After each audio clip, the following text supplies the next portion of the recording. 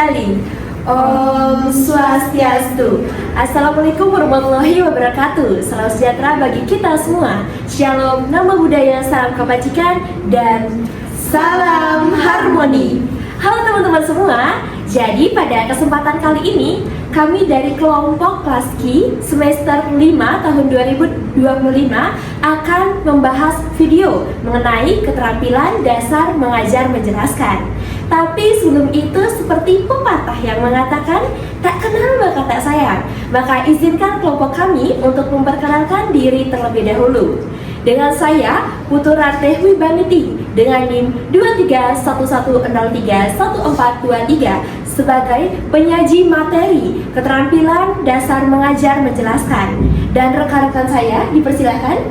Perkenalkan, nama saya Niputu Suci Pramesti dengan NIM 231031022 yang akan mempraktikkan keterampilan mengajar menjelaskan dalam konteks pembelajaran Pancasila di kelas 4 SD. Dan juga rekan saya. Baik, perkenalkan saya Gusti Agung Mastri Mahadiodias Putri dengan NIM 231103137. Di sini saya bertugas sebagai menyusun naskah video yang berisi narasi alur video serta materi teori yang sedang teman-teman tonton saat ini. Dan rekan saya. Baik, perkenalkan nama saya Nil Putu Prikawidiani dengan NIM 231031415. Saya bertugas sebagai editor video mulai dari merapikan rekaman, mengatur suara, menambahkan teks, hingga memastikan video ini siap dipublikasikan. Baik, sekian perkenalan dari kami. Ikuti video kami. Bye-bye. Baik, setelah perkenalan anggota, mari kita masuk ke pembahasan utama mengenai keterampilan dasar mengajar menjelaskan. Teman-teman calon guru yang hebat, selamat datang dalam video pembelajaran hari ini. Pada kesempatan ini kami akan menggali secara mendalam salah satu keterampilan dasar mengajar yang memegang peran yang sangat penting dalam keberhasilan kegiatan belajar mengajar, yaitu keterampilan menjelaskan. Sebelum kami mulai, coba teman-teman ingat kembali pengalaman waktu sekolah dulu. Pasti kita pernah bertemu guru yang sebenarnya menguasai materi, tetapi ketika menjelaskan, kita justru merasa bingung. Penjelasannya terlalu cepat, tidak runtut, atau menggunakan istilah yang tidak kita pahami. Efeknya, meskipun materinya mudah, kita tetap sulit memahami. Sebaliknya, ada juga guru yang menyampaikan materi dengan runtut, jelas, penuh contoh, dan pelan-pelan mengarahkan kita ke pemahaman yang utuh. Inilah bukti bahwa cara guru menjelaskan jauh lebih penting daripada seberapa banyak materi yang kita sampaikan. Hari ini kita belajar bagaimana menjadi guru seperti itu. Guru yang mampu menjelaskan secara sistematis, logis, jelas, dan tentu saja memudahkan siswa memahami hubungan antar konsep dalam materi pembelajaran. Kita akan mengikuti sintaks resmi yang tercantum dalam modul ajar keterampilan mengajar, yaitu yang pertama, tahap persiapan perencanaan atau orientasi. Yang kedua, tahap menyampaikan penjelasan. Yang ketiga, tahap interaksi atau cek pemahaman. Yang keempat, tahap penutup atau penguatan. Agar pembelajaran lebih relevan, penjelasan hari ini juga akan kami hubungkan dengan contoh nyata dari modul ajar pendidikan Pancasila, khususnya materi membuat dan melaksanakan aturan. Baik teman-teman, sekarang kita masuk pada gambaran awal dan definisi dasar. Dalam praktik keterampilan dasar mengajar, disebutkan bahwa keterampilan menjelaskan adalah kemampuan guru untuk menyampaikan informasi secara lisan dengan cara yang runtut, logis, terstruktur, dan mudah dipahami, sehingga siswa mampu menangkap makna serta hubungan antar materi. Definisi ini mengisyaratkan bahwa guru tidak sekedar berbicara, tetapi mampu mengolah informasi dari yang abstrak menjadi konkret, dan dari yang rumit menjadi sederhana, dan dari yang terpisah menjadi terhubung. Tujuan utama keterampilan menjelaskan antara lain: 1. Membantu siswa memahami konsep dan ide baru. 2. Menghubungkan pengetahuan lama dengan informasi baru. 3. Meluruskan miskonsepsi. 4. Memberi konteks agar siswa memahami mengapa sebuah materi itu penting. 5. Meningkatkan motivasi belajar.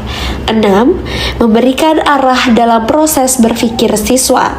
7. Membantu siswa mengingat konsep dengan benar. Dengan kata lain, guru yang mahir menjelaskan akan membuat pembelajaran terasa bermakna, bukan hanya sekedar penyampaian informasi. Pada tahap ini, guru mulai menyampaikan inti dari materi, dan perhatikan adegan berikut.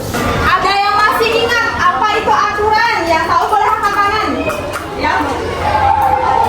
Adalah ketentuan yang dibuat untuk mengatur tindakan dan perilaku agar tercipta ketertiban dan keteraturan. Ya, benar sekali. Jadi aturan itu adalah ketentuan ataupun pedoman yang dibuat dan harus dilaksanakan untuk mengatur perilaku agar tercipta ketertiban dan keteraturan.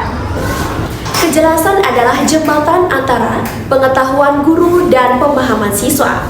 Tanpa bahasa yang sederhana dan tepat sasaran, materi sebagus apapun akan menjadi kabut yang sulit dipahami anak. Guru harus menggunakan bahasa yang sesuai usia siswa, menghindari istilah rumit, dan memastikan pesan tersampaikan tanpa ambiguitas. Nah, anak-anak, pada pertemuan kita hari ini, kita akan mempelajari terkait tentang materi membuat dan juga melaksanakan aturan. Jadi, ada beberapa tujuan pembelajaran yang harus anak-anak capai. Yang pertama, itu adalah setelah melakukan simulasi, anak-anak mampu untuk menentukan cara membuat aturan dengan benar. Yang kedua, setelah berdiskusi, anak-anak mampu untuk menganalisis tindakan patuh terhadap aturan dengan tepat. Dan yang terakhir adalah setelah mengikuti kegiatan pembelajaran, anak-anak dapat melaksanakan aturan yang telah dibuat dengan baik. Kita akan masuk ke materi kita hari ini, yaitu membuat aturan. Ada beberapa langkah yang bisa dilakukan untuk membuat suatu aturan. Yang pertama itu adalah mengidentifikasi masalah yang perlu untuk dibuat aturan. Nah, misalnya di kelas, anak-anak kelasnya misalnya kotor, banyak sampah. Jadi, permasalahan itu bisa digunakan sebagai aturan untuk membuat aturan agar permasalahan kelas kotor tersebut bisa diatasi sehingga kelasnya itu menjadi lebih bersih. Setelah kita mengidentifikasi masalah yang perlu untuk dibuat aturan, selanjutnya kita melakukan musyawarah untuk mendiskusikan kira-kira solusi apa yang tepat untuk digunakan untuk bisa mengatasi permasalahan tersebut. Misalnya, tadi kan masalahnya itu adalah kelas yang kotor. Nanti anak-anak bermusyawarah dengan sesama anggota semuanya dan juga ibu sendiri, kita tentukan masalahnya, lalu solusinya untuk bisa mengatasi permasalahan tersebut. Jadi barulah solusi tersebut akan disepakati bersama. Nah, setelah anak-anak saling berdiskusi, mengeluarkan pendapat, selanjutnya kita akan menyusun aturan. Aturan tersebut harus jelas apa yang menjadi solusinya, lalu harus mudah dipahami agar semua orang paham dengan aturan yang sudah dibuat tersebut, menggunakan bahasa yang sederhana. Selain itu juga bersifat adil untuk semua orang. Jadi semua orang itu harus mematuhi aturan tanpa terkecuali. Selain itu juga untuk kebaikan bersama. Jadi semuanya sama-sama diuntungkan dengan adanya aturan tersebut. Tidak hanya satu orang saja yang diuntungkan, yang lain dirugikan. Maka itu tidak adil namanya. Oke? Bisa dipahami anak-anak?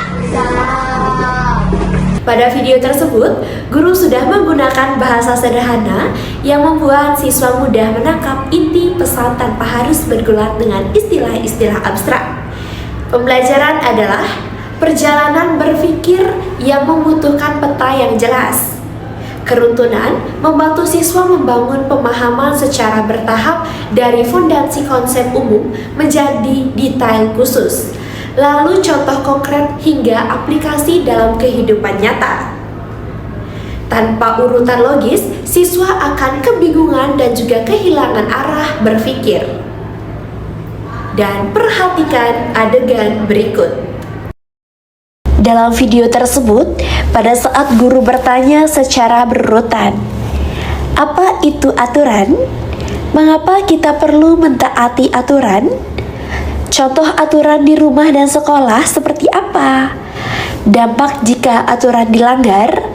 Dan bagaimana membuat aturan bersama? Urutan tersebut membuat pikiran siswa mengikuti alur logis dari pengenalan konsep hingga kemampuan menciptakan solusi bersama. Perhatikan adegan berikut. Anak-anak sedang melakukan piket kelas. Ada teman anak-anak yang lupa ataupun tidak mengikuti piket kelas tersebut. Nanti teman-teman piket yang lain boleh mengingatkan berikut dengan bahasa yang sopan. Misalnya, sekarang kamu piket kelas.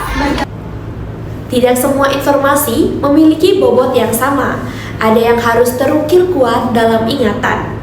Penekanan membantu siswa membedakan mana inti pembelajaran yang krusial dan mana yang sekedar pelengkap.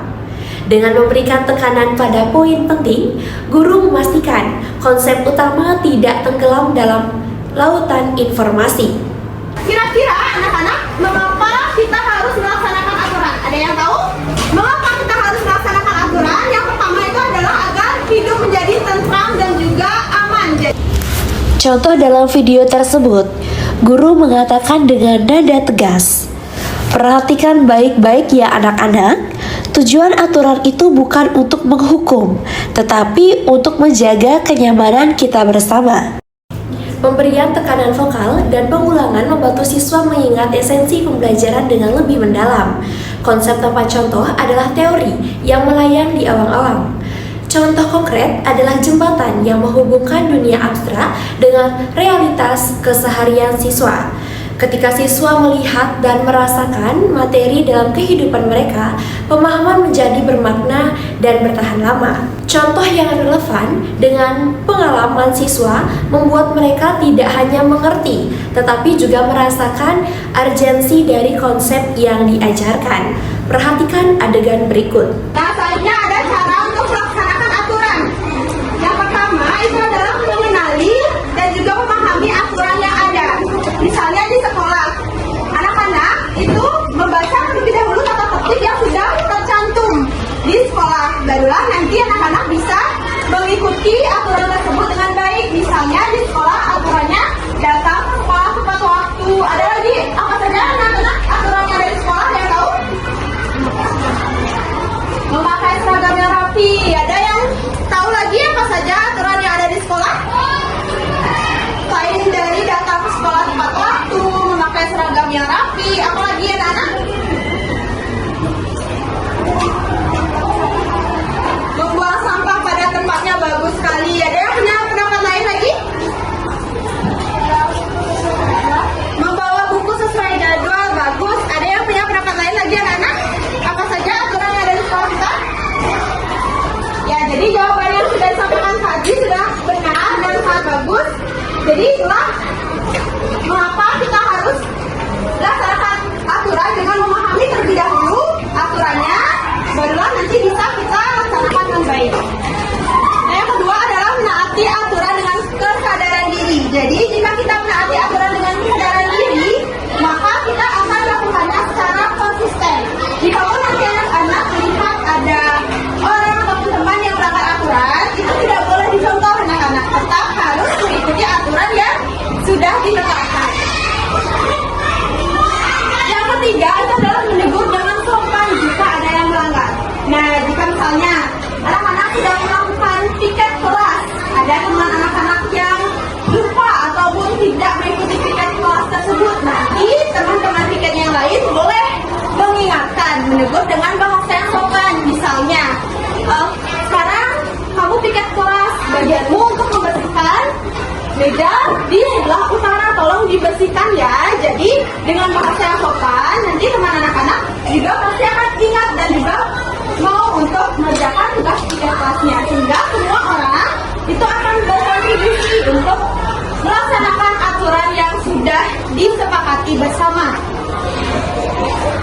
Yang keempat itu bekerja sama dengan orang lain untuk menaati aturan. Jadi aturan itu tidak akan bisa tercapai dengan baik hasilnya jika hanya beberapa orang saja yang mengikuti aturan.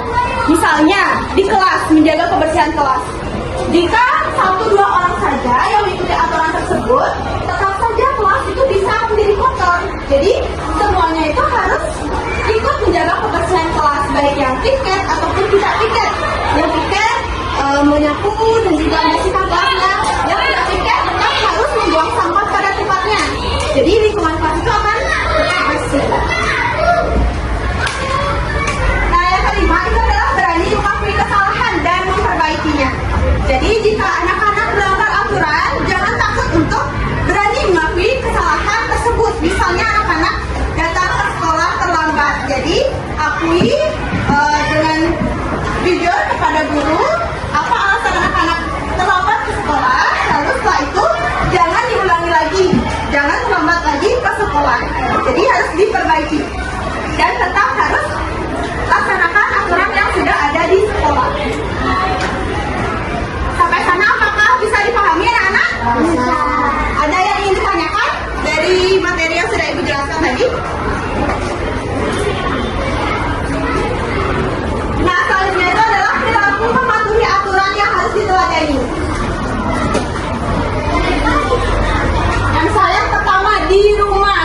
Jadi di rumah salah satu contoh perilaku mematuhi aturan adalah dengan membersihkan tempat tidur pada saat bangun pagi. Nah, tadi anak-anak juga sudah memberikan contoh lain dari menaati aturan yang ada di rumah. Jadi contohnya sudah sangat bagus. Selanjutnya di sekolah. Jadi contoh dari menaati aturan di sekolah itu adalah mendengarkan penjelasan guru dengan seksama, dengan baik. Dan yang ketiga itu adalah di masyarakat. Jadi anak-anak di masyarakat contoh perilakunya itu adalah menyeberang di zebra cross, tepat menyeberang jalan, supaya anak-anak juga terjaga keselamatannya di jalan raya. Nah, ini dia perilaku tidak mematuhi aturan yang harus dihindari. Misalnya di rumah, yaitu membentak orang tua. Kenapa anak-anak membentak orang tua anak-anak? Bukan? Nah, tidak boleh ya anak-anak. Jadi kita harus menghormati orang tua. Selanjutnya, contoh perilaku yang harus dihindari di sekolah. Memukul teman. Siapa di sini? Ada yang pernah memukul teman? Tidak boleh saling memukul. Kita harus saling menghargai dan juga saling menyayangi dengan teman ya. Dan yang terakhir itu di masyarakat, itu adalah membuang sampah sembarangan. Jadi contoh ini itu harus dihindari. Pengetahuan bukanlah pulau-pulau terpisah, melainkan jalannya yang saling terhubung. Ketika guru menghubungkan materi baru dengan pembelajaran sebelumnya, siswa membangun skema kognitif yang utuh. Mereka tidak hanya menghafal fakta-fakta terpisah, tetapi juga memahami bagaimana konsep-konsep itu membentuk pemahaman yang lebih besar. Perhatikan adegan berikut. Contoh guru mengatakan, kemarin kita belajar tentang sikap disiplin. Nah, hari ini kita melihat bahwa disiplin itu muncul karena adanya aturan. Kalimat sederhana ini membantu siswa melihat hubungan sebab akibat dan memahami bahwa pembelajaran adalah proses berkelanjutan, bukan episode-episode terpisah. Perhatikan adegan berikut. Nah, anak-anak, sekarang coba diamati gambar yang ada di depan. Apa yang bisa anak-anak amati dari gambar itu? Gambar apa itu anak-anak? Memungut sampah. Bagus. Ada yang punya pendapat lain? Membuang sampah. Ada yang punya pendapat lain lagi anak-anak? Ada? Ya, jadi benar sekali ini merupakan gambar anak yang memungut sampah. Bisa dilihat bahwa sampahnya di sini sangat berserakan dan lingkungannya itu sangat kotor. Nah, dari gambar tersebut, menurut anak-anak, bagaimana caranya agar warga sekolah itu mau membuang sampah pada tempatnya supaya lingkungannya tidak kotor seperti pada gambar tersebut. Ada yang tahu? Boleh angkat tangan? Bagaimana caranya agar warga sekolah itu mau membuang sampah di tempatnya? Ada yang tahu? Menegurnya. Oke. Ada yang punya jawaban lain lagi? Boleh? Membuat aturan, ya benar sekali. Jadi kita bisa membuat aturan untuk mengatur agar warga sekolah itu mau membuang sampah pada tempatnya. Feedback adalah cermin yang menunjukkan sejauh mana pemahaman telah tercapai. Tanpa umpan balik, guru tidak tahu apakah pesannya diterima dengan benar dan siswa tidak tahu apakah mereka sudah berada di jalur yang tepat. Balikan yang efektif bersifat spesifik, konstruktif, dan diberikan di saat yang tepat sehingga menjadi bahan koreksi sekaligus motivasi untuk terus belajar. Setelah penjelasan utama selesai, guru tidak boleh langsung beralih ke kegiatan selanjutnya. Guru perlu cek pemahaman yang dalam materi keterampilan dasar mengajar menjelaskan. Keterampilan menjelaskan disebut instructing with student. Pada tahap ini guru perlu mengajukan pertanyaan untuk memastikan apakah siswa memahami inti dari materi tersebut. Adapun contoh pertanyaan yang dapat diajukan oleh guru antara lain: pertama, siapa yang bisa menjelaskan kembali apa itu aturan? Kedua, di rumah anak-anak ada aturan apa saja? Ketiga, mengapa aturan itu penting? Keempat, apa contoh pelanggaran aturan di sekolah? Dan yang kelima, bagaimana perasaan anak-anak jika aturan dilanggar? Guru dapat menunjuk siswa secara acak atau meminta mereka mengangkat tangan. Mengapa tahap ini penting? Karena dalam keterampilan menjelaskan, pemahaman siswa tidak boleh diasumsikan tetapi harus dibuktikan melalui interaksi langsung. Jika ada siswa yang belum paham, guru segera memperbaiki melalui klarifikasi. Pada tahap penutup, guru memberikan rangkuman singkat terhadap materi yang sudah dijelaskan. Rangkuman singkat, jelas, menekankan hal-hal penting dan mengukuhkan pemahaman. Coba dengarkan teman yang lingkungan kegiatan pembelajaran. Hari ini kita mempelajari tentang apa? Aturan. Apa saja yang dipelajari tentang aturannya? Aturan di masyarakat lagi? Aturan di rumah lagi? Aturan di sekolah. Oke, bagus. Ada yang mau ditambahin dari kesimpulan temannya?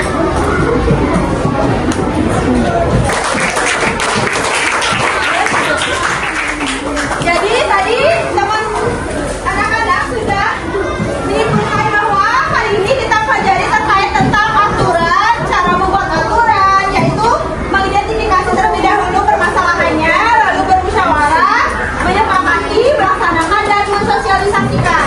Selain itu juga cara melaksanakan aturan, yaitu dengan memahami terlebih dahulu aturannya, lalu diterapkan, dan juga jika ada yang melanggar boleh ditegur. Selain itu juga kita sudah menganalisis tindakan mana yang termasuk patuh terhadap aturan, seperti misalnya menggunakan seragam ke sekolah, mendengarkan penjelasan guru dengan baik, dan juga menyeberang di zebra cross. Selain itu ada juga tindakan yang tidak patuh aturan yang harus dihindari, yaitu membentak orang tua, memukul teman, dan juga membuang sampah sembarangan. Penutupan yang baik adalah penutupan yang memberikan motivasi, bukan hanya sekedar penjelasan monoton. Baik, demikianlah video mengenai keterampilan dasar mengajar menjelaskan yang sudah kami paparkan tadi. Semoga apa yang sudah kami jelaskan dapat bermanfaat bagi rekan-rekan semua. Akhir kata kami ucapkan terima kasih dan kami tutup dengan menghaturkan Parama Santi. Om Santi, Santi, Santi Om. Wassalamualaikum warahmatullahi wabarakatuh. Salam sejahtera bagi kita semua. Shalom, nama budaya, salam kebajikan, dan salam harmoni. Bye-bye.